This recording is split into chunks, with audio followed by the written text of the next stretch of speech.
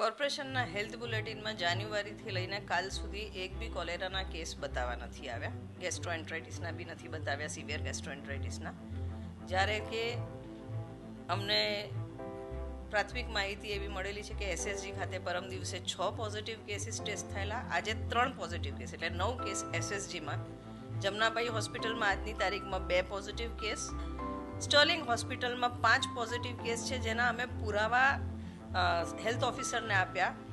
અને અમે ડિમાન્ડ કરીએ છીએ કે આટલા બધા છૂટાછવાયા જો કોલેરાના કેસીસ હોય તો વડોદરાના શહેરના મધ્ય ભાગમાંથી મોટા ભાગના કેસ છે તો એને કોલેરાગ્રસ્ત જાહેર થાય. ત્યાં તમામ સર્વિલન્સના મેજર્સ લેવાય, કંટ્રોલના મેજર્સ લેવાય. જે સ્ક્રીન્સ પર અત્યારે નેતાઓના ફોટાને બટરફ્લાઇઝ ઉડાવતા બતાવે છે ત્યાં અત્યારે જરૂર છે આઈઈસી કરવાની, લોકોને હાથ ધોવાની જાણકારી આપો, ચોખ્ખું પાણી પીવાની, પાણી ઉકાળીને પીઓ, ક્લોરીનની ટેબ્લેટ્સ નાખીને, કોલિનની